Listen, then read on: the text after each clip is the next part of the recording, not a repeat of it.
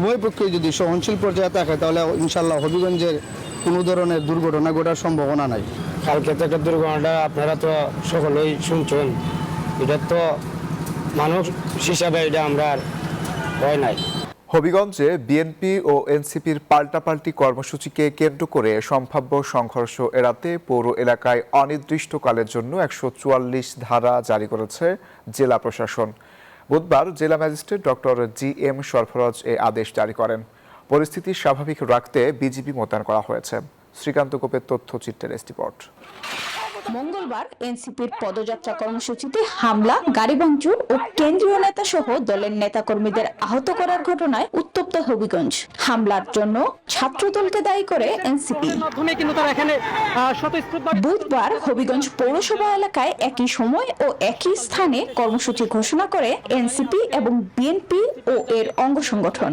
এতে সংঘর্ষের আশঙ্কা তৈরি হওয়ায় আইন শৃঙ্খলা পরিস্থিতি নিয়ন্ত্রণে 144 ধারা জারি করে জেলা প্রশাসন।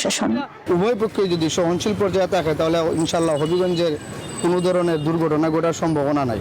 কালকে থেকে দুর্ঘটনাটা আপনারা তো সকলেই শুনছেন, এটা তো মানুষ হিসাবে এটা আমরা হয় নাই। এনসিপি নেতারা অভিযোগ করেন শান্তিপূর্ণ কর্মসূচি পালনে বাধা সৃষ্টি হয়েছে এবং প্রশাসনের সিদ্ধান্তে তারা হতাশ। প্রশাসন একটি দলকে ফেভার দেওয়ার জন্য আমাদের উপরে এই ন্যাক্কারজনক হামলা হইল।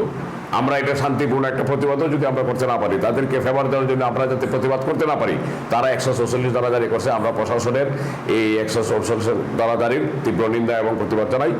অন্যদিকে ছাত্র দলের দাবি তাদের ঘোষিত প্রতিবাদ কর্মসূচি গণতান্ত্রিক অধিকার এবং আইন শৃঙ্খলা রক্ষায় প্রশাসনের সিদ্ধান্ত তারা মেনে চলবেন। আমরা আইনের প্রতি শ্রদ্ধাশীল বাংলাদেশ জাতীয় ছাত্রদল ছিল, আছে এবং থাকবে। তবে শান্তিপ্রিয় হবিগঞ্জকে যদি কেউ অশান্ত করার চেষ্টা করে, বাংলাদেশ জাতীয় ছাত্রদল অতীত রাজপথে ছিল এবং বর্তমানে রাজপথে থাকবে। এ বিষয়ে স্থানীয় প্রশাসনের কোনো বক্তব্য পাওয়া যায়নি। দুটি রাজনৈতিক দলের এই কর্মসূচি ঘিরে আবারও সংঘর্ষের শঙ্কায় আতঙ্কে স্থানীয়রা।